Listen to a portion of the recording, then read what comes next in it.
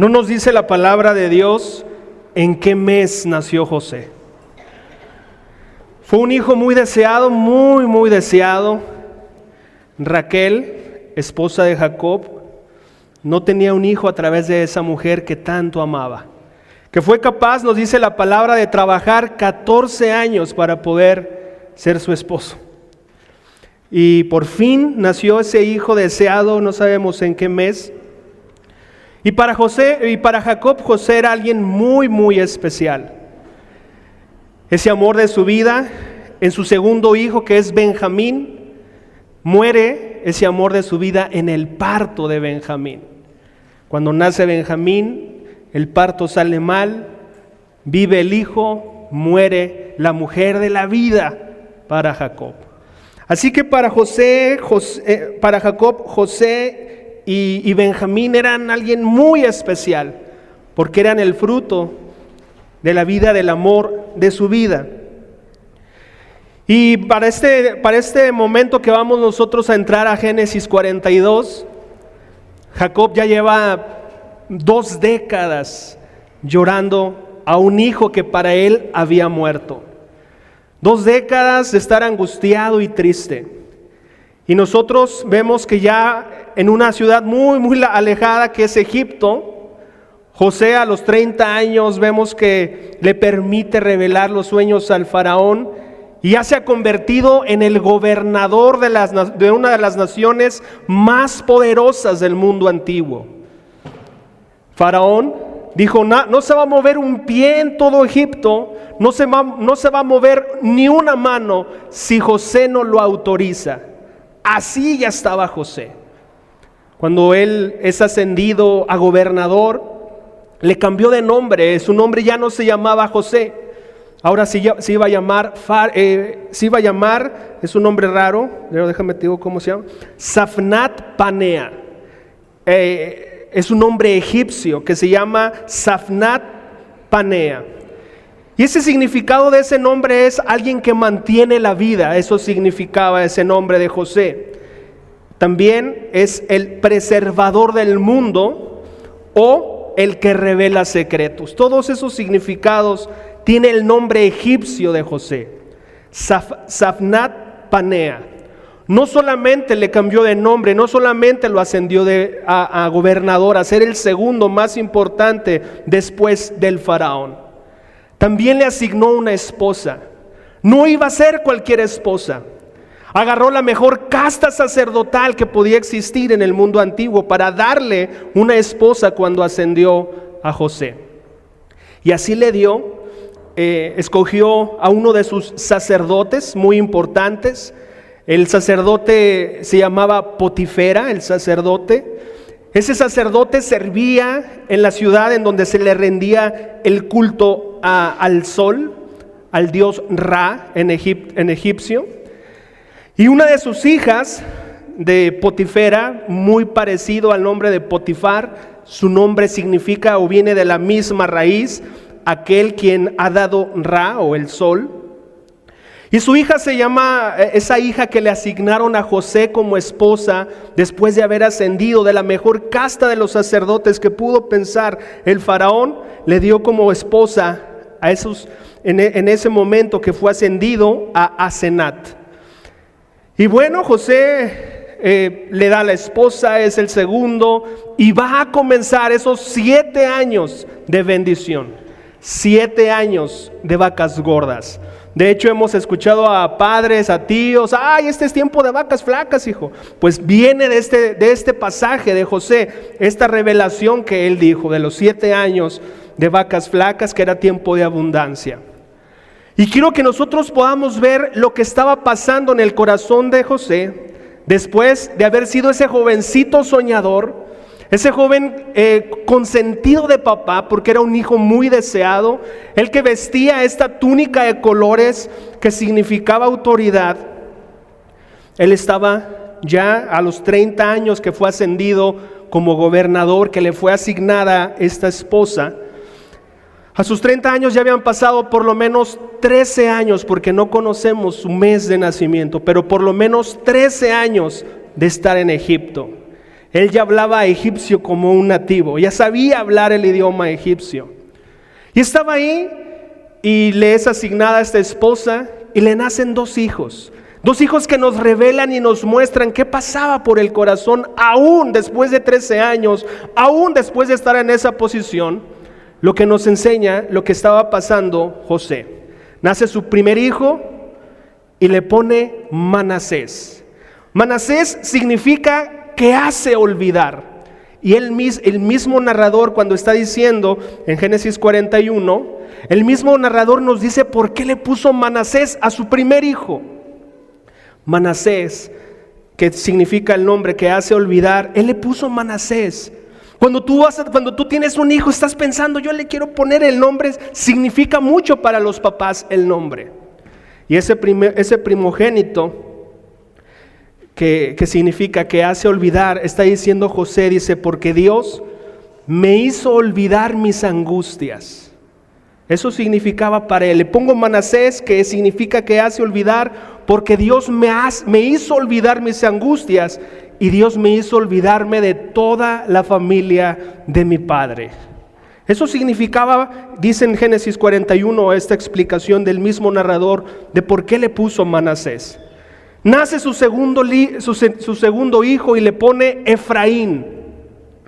La palabra Efraín significa doble fructífero, pero el narrador le dice por qué José le puso Efraín a su segundo hijo.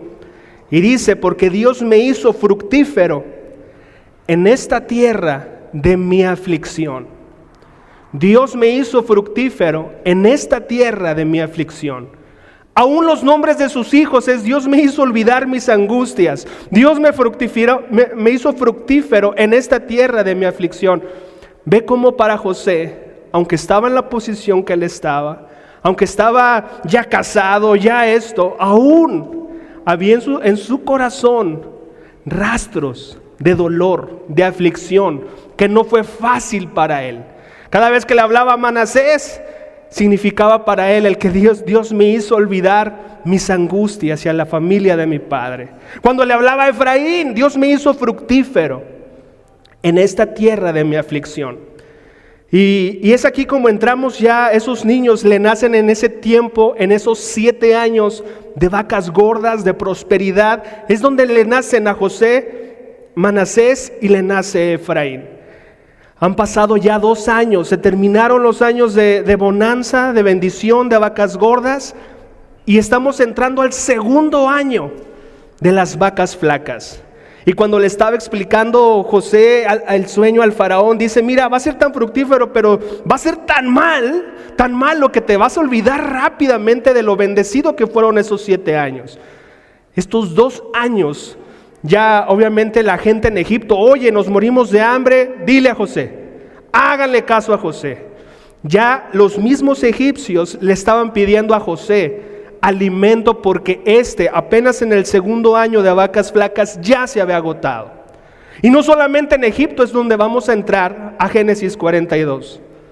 También se había agotado el alimento. Estas vacas flacas, esta hambre era tan ruin, tan fuerte, que ya también había llegado a Canaán, en donde estaba su padre, Jacob, y sus hermanos. Y que estaban planeando, oye, nos enteramos que hay comida en Egipto, ve por ella. El estudio de esta mañana tiene por nombre, Dios nunca se tarda en cumplir sus promesas. Dios nunca se tarda en cumplir sus promesas. Por lo tanto, José, que fue ascendido a los 30 años, ya han pasado 7 años de vacas gordas. ¿Cuántos años tiene ahí? 30 más 7, 37. 2 años de vacas flacas. ¿Cuántos años tiene? Por lo menos 39. Así quiero que mires a un José de casi 40 años, casi llegando al 4.º piso, 39 años, 2 hijos, Manasés, Efraín, ya estaban grandecitos, le nacieron en las vacas gordas, ponle 6 años, 5 años sus hijos. Están en el segundo año de vacas flacas. Él sabía, porque Dios había advertido que iba a venir este tiempo. ¿Cuántos años faltan de necesidad y de escasez? 5 años. Ya Egipto, ya el mundo antiguo, ya estaban tocando la puerta. Danos de comer, venimos a comprarte grano. Ya estaba la cosa, no solamente en Egipto, sino a sus alrededores complicados. Vamos a Génesis 42 del 5 al 9, por favor. Génesis 42 del 5 al 9.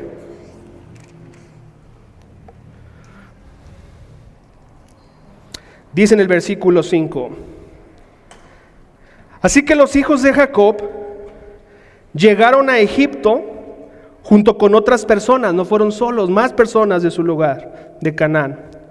En el 5, llegaron a Egipto con otras personas para comprar alimento, porque el hambre también había llegado a Canaán.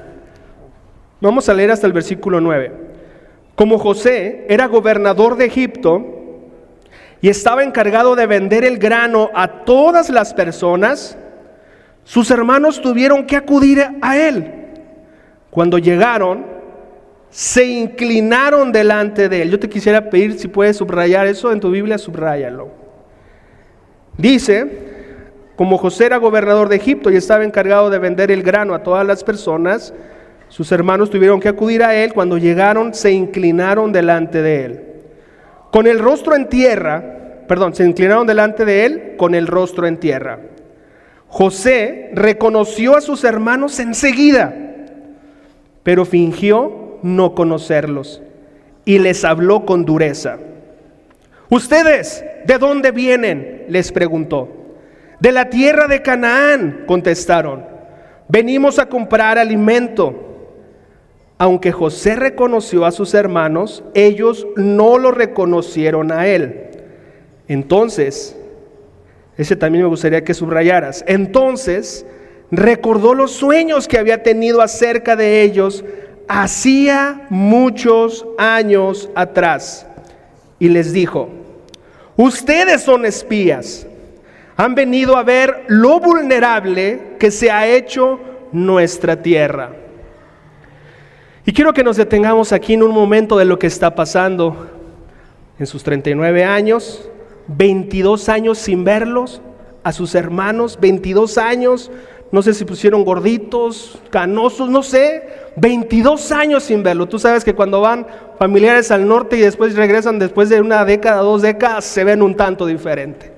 Pues eran 22. Llegan los 10 hermanos, se quedó en casa Benjamín. Ya nunca el autor habla de su hermana Dina, ya nunca habla de esa hija que tuvieron, pero se queda en casa Benjamín, que era otro de los consentidos. Él no le iban a permitir ir. Y ellos se postran delante de José. Y lo que nosotros acabábamos de leer es que José, tú sabes, desde que fue sacado de la cárcel en Egipto, los rasuraban. Nunca habló con ellos cara a cara, aunque habló con dureza. Siempre hablaba a través de un intérprete. Él hablaba en egipcio, el intérprete hablaba en hebreo. Nunca habló, lo dice la palabra de Dios así, que hablaba a través de un intérprete. No sé cómo le hacía el intérprete también para hablar con dureza, ¿no? Pero también le ponía la intención del autor en ese momento.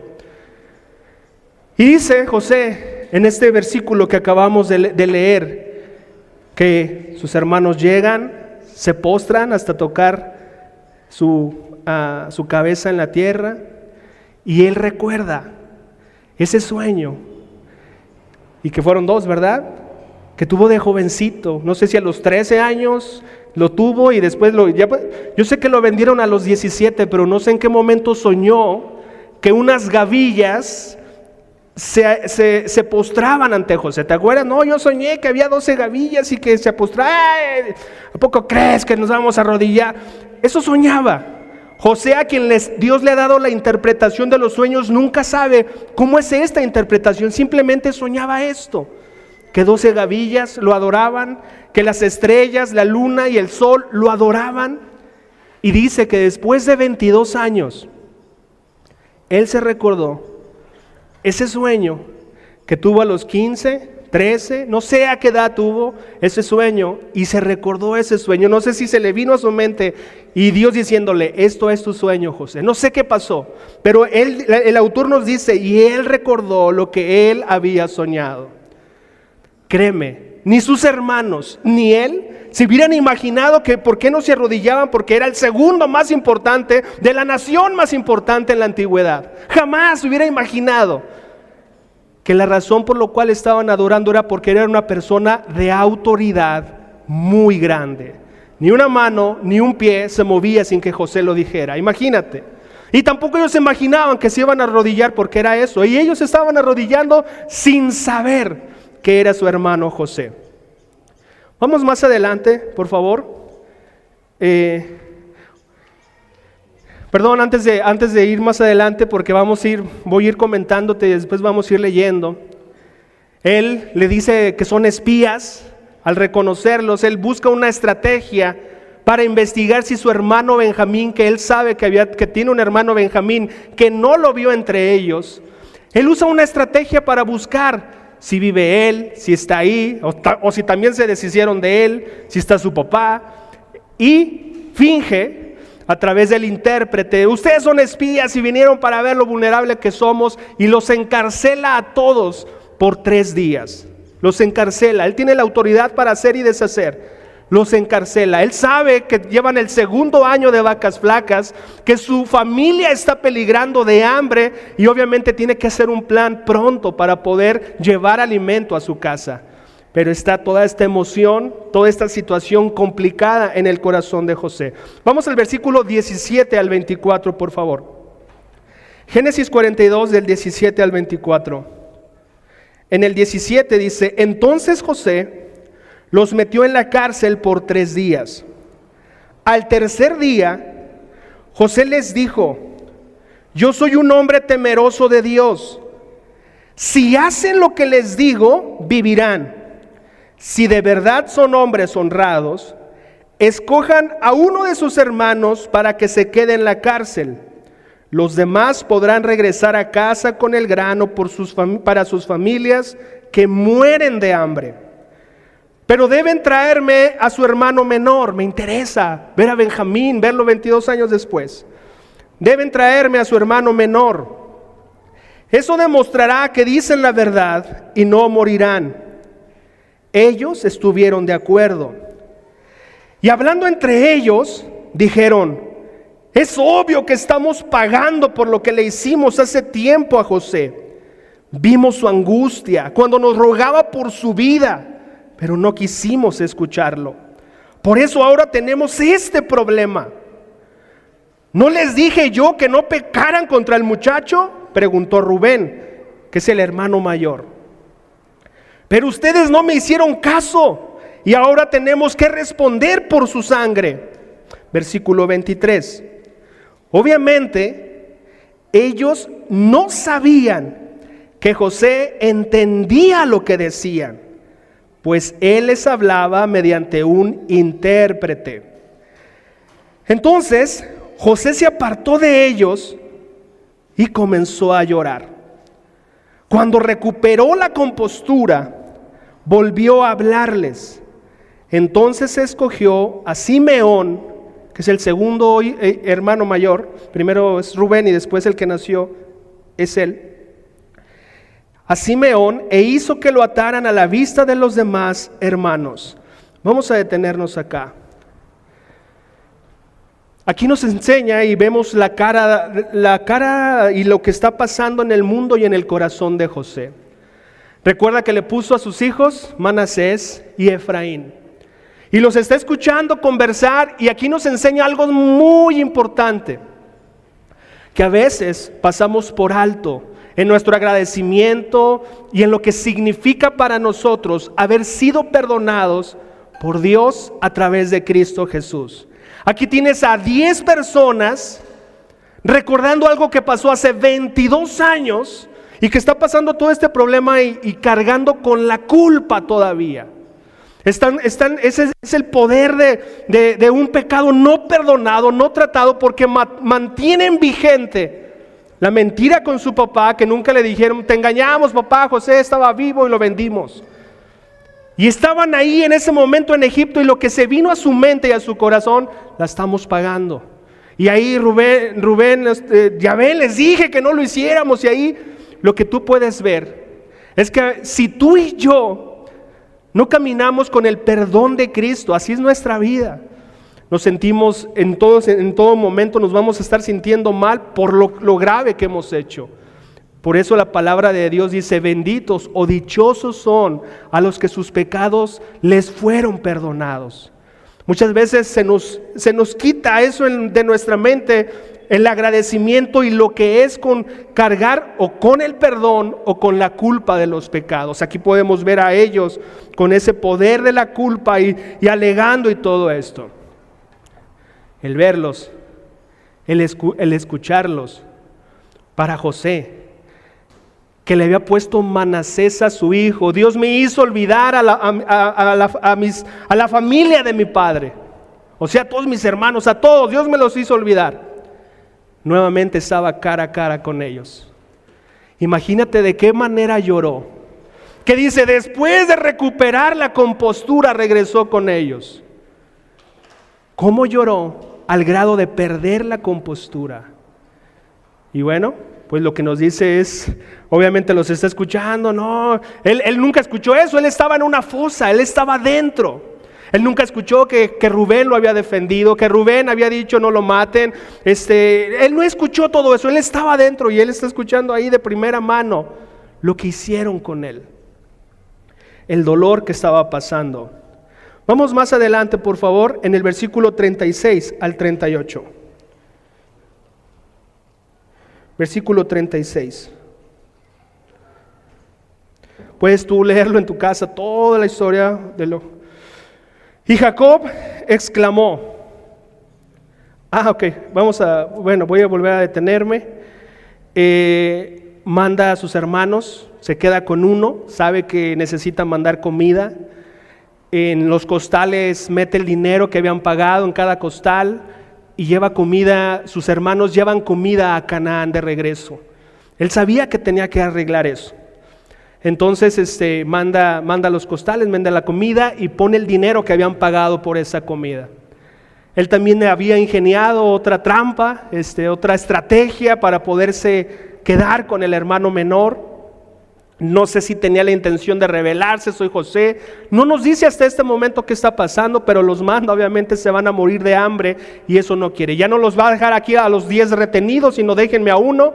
Escogió al segundo mayor, a Simeón, y manda a todos. Y dice: y si quieren volverme a comprar aquí, pues necesitan traerme al que dicen que es hermano menor. Es lo que les dice. Entonces llegan con José. Llegan los hermanos: papá, fíjate que nos confundieron con espías y no nos van a volver a vender alimentos si no nos llevamos a Benjamín. Y es ahí donde va a comenzar el 36. Vamos a leer el 36. Dice: y Jacob exclamó, el papá, ¿verdad? Ustedes me están robando a mis hijos. José ya no está, Simeón tampoco, ahí se quedó en Egipto. Y ahora quieren llevarse también a Benjamín. Todo está en mi contra.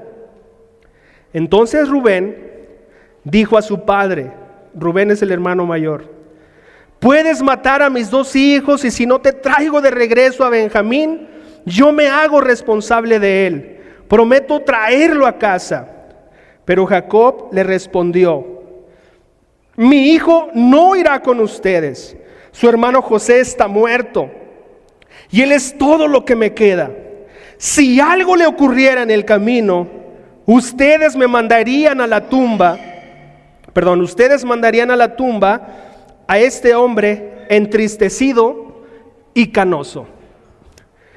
Todavía no se les acababa el alimento, pero le decía: padre, así está la cosa.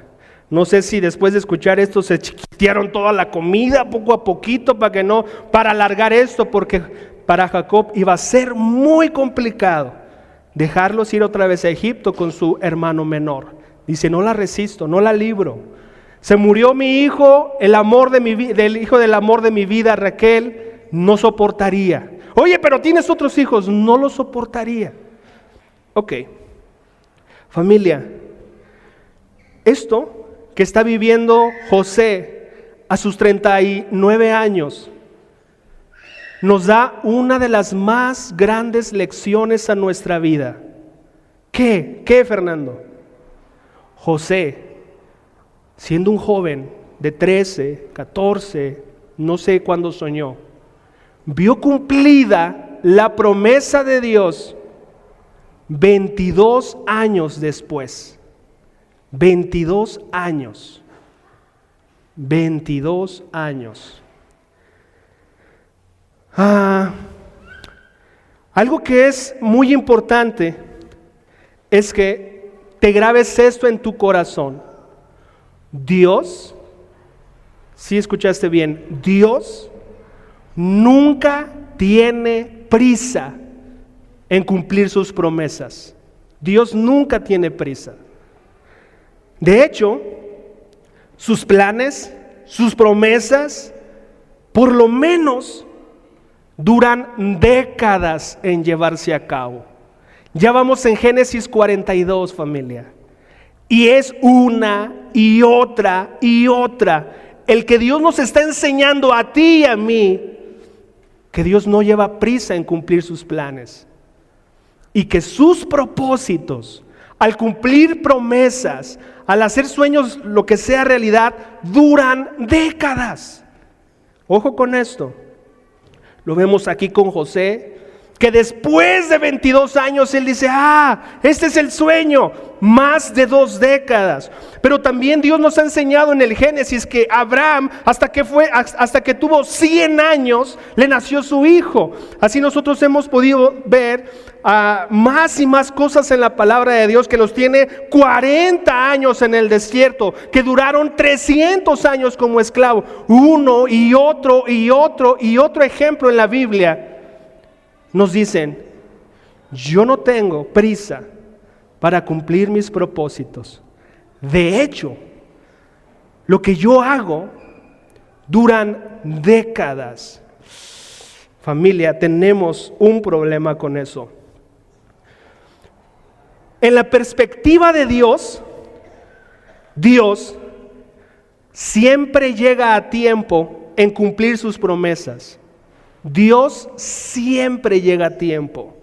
Dios siempre cumple puntualmente sus promesas. Dios se presenta en la hora justa en cumplir sus propósitos. En otras palabras, y como este estudio se llama, Dios nunca se tarda en cumplir sus promesas. Y esto nos va a confrontar. ¿Por qué? Porque dices, oye Fer, dices, y la Biblia nos ha enseñado así, y José, aquí estamos viviendo que tiene 39 años, tiene 2 hijos, tiene una esposa así, y apenas se cumplió el sueño de cuando las gavillas eso es mucho, Fer. 2 décadas más 2 años, 22 años. ¿Qué vas a hacer? Quiero preguntarte, ¿qué vas a hacer con esta realidad de que Dios se mueve así? ¿Qué vas a hacer con eso? Y ahí está la respuesta del tipo de cristianismo, de tipo de fe, de tipo de caminar que vamos a tener. Dios no va a cambiar. Dios, podría Dios decirle, o Abraham decirle a Dios, Dios tenía 100 años, oye. Y Dios le diría a Abraham, llegué a tiempo, Abraham.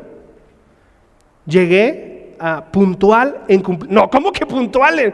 Puntual, ya tuve un hijo, ahí me dieron a la sierva, tuve un hijo con la sierva, mi esposa no la aguantaba, hay un problemón.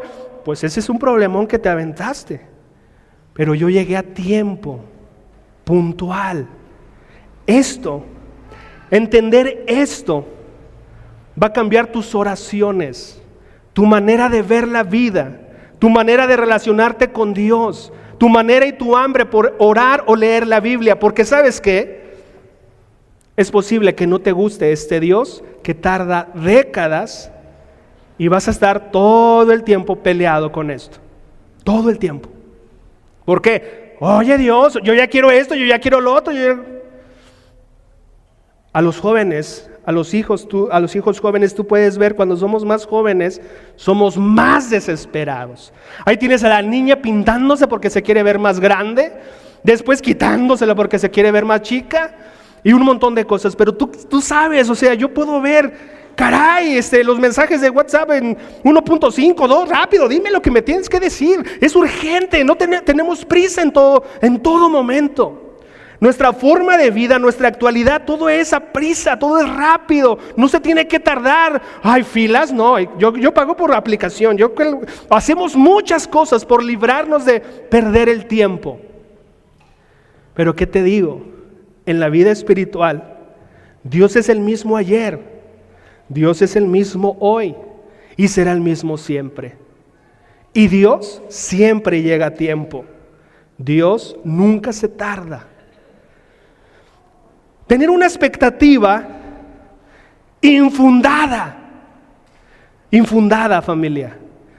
¿Sabes qué? De hecho, hemos visto esto. Está mal en la vida, en el corazón de una persona. Ven a la reunión, ven, acompáñame. Viene a la reunión y se va bien triste porque no recibió su milagro. No, sigo igual, sigo luchando. Pues sí. Queremos irnos como si fuera la píldora mágica, hacemos una oración, tuve un fin de semana quebrantado y ya queremos que ya todo se transforme en un fin de semana, en una reunión, en un tiempo, todo queremos rápido. Ese es un grave problema, porque nunca en las Escrituras vemos que Dios cumple sus promesas, cumple el propósito de Él tarda décadas. Y vamos a tener que decir, ay caray, a mí me ha pasado, familia, y tenemos que tener cuidado, pero el pensar que Dios llega tarde, el pensar que Dios se tarda en cumplir sus promesas, como Abraham podría decirle, no, te tardaste. José, no, 22 años, ya me casé, ya tuve 2 hijos, ya esto. Si le empiezas a reclamar a Dios, porque para ti llegó tarde, he visto que eso nos enferma mental, física y espiritualmente. El tener una expectativa errada, porque no vas a ver en la Biblia, yo te prometo que lo más rápido que tú digas, voy a contestar. No dice nada, en ninguna parte de la Biblia dice eso. ¿Dónde agarramos esa expectativa que queremos a Dios? ¿Así? No lo sé. Pero tener esa expectativa errada nos va a enfermar física, mental y espiritualmente. Quiero explicarme. Cuando tienes una expectativa de que Dios va a actuar así, ¿sabes qué se siente en el camino, en esa década de que se cumpla el propósito de Dios? ¿Sabes qué se siente? Dios no me acompaña, porque si me acompañara ya hubiera sucedido. Eso sentimos. Pensamos que estamos solos, que vamos solos y que Dios no nos acompaña. Podemos pensar ese retraso, esa tardanza, pues Dios no me ama, no soy importante para Dios. Ya ven los chantajes de jovencitos, ay papá, que ya no me, entonces ya no me, ese mismo chantaje usamos para con Dios. Sentimos eso, no me ama, no soy importante, si fuera importante, si me amara, ya hubiera recibido, ya hubiera, eso pensamos, eso sentimos. También nos puede hacer sentir sucios, indignos. Pensamos que esa tardanza es porque no lo merezco. Es que no merezco su amor. Es que no merezco su respuesta. De hecho, cuando tenemos esa expectativa errónea, nos quita el apetito de orar. ¿Para qué oro? Llevo hasta 5 meses orando. Pues te faltan 20 años pero decimos, ¿para qué oro? Nos quita el apetito de orar. Pensamos, mis oraciones no llegan al Dios. Mis oraciones no cambian mi vida. Las oraciones no pasa nada. ¿Para qué oro? ¿Para qué leo? Nos quita el apetito cuando tenemos una falsa expectativa. Pero cuando tú dices, se va a tardar décadas, Dios, vengo nuevamente a ti. Dame y ayúdame a tener la fuerza para que llegue lo que yo te pido en mi corazón, para que se cumpla tu propósito. Nos quita el apetito, nos hace autosuficiencia. Entonces yo camino solo. Buscamos planes alternativos, como la expectativa de Abraham. Pues mi sierva y aquí y acá la arreglamos. Hacemos eso, descomponemos todo. Pero bueno, eso ocurre. Hemos asociado una respuesta temprana de Dios como si Dios estuviera presente, como si Dios nos acompañara, como si Dios nos perdonara, y cuando esto tarda es muy complicado.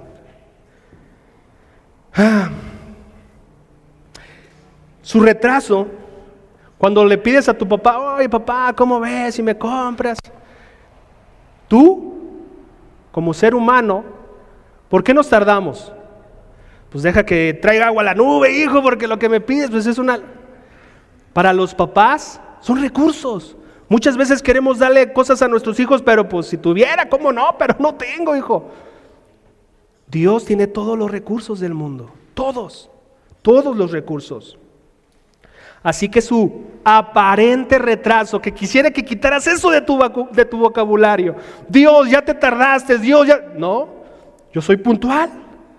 Tú piensas una expectativa de tiempo, pero yo soy puntual. Yo cuando voy a llegar a ti, a lo que se te va a dar, a lo que sé que necesitas, soy puntual. No va a ser por falta de recursos, poder o algo así. Familia, no sé cuánto dure tu trayecto. Porque José estuvo 13 años, uno encarcelado injustamente, otro ahí en el servicio de Potifar. Obviamente después a los 30 ya se asciende el segundo del gobernador o del faraón siendo gobernador. 13 años en la lumbre, una década preparándose. Pero ¿qué vemos en José? Fue fiel, confió, exaltó siempre el nombre de Dios. En la Biblia nos enseña cosas muy diferentes. A mí, esta parte de la verdad de Dios que nos enseña de que Él siempre llega a tiempo, hemos visto muchas cosas tropezar a nuestra gente amada. ¿Sabes qué? Me voy porque no encuentro aquí pareja. O ¿sabes qué? Voy a tener un hijo porque yo quiero un hijo. Pero en el tiempo de cada uno de nosotros. Y hemos visto gente destruirse porque no alcanzó a ver ni confiar en el tiempo de Dios. Y es un martirio, porque la verdad es que se siente feo, porque sí es una necesidad muchas veces legítima, correcta, natural, buena. No estoy ofendiendo, diciendo, pero hemos visto caer una y otra vez a hombres y mujeres por desesperación, en el trabajo, en muchas cosas. Hoy, no sé en qué parte vayas de la década en donde Dios va a llegar a tu vida de manera puntual, pero sí quiero asegurarte que así como con José, Dios te acompaña. Dios está contigo. Oye, Fer, pero mira, estoy aquí mal y no se ha descubierto que soy inocente.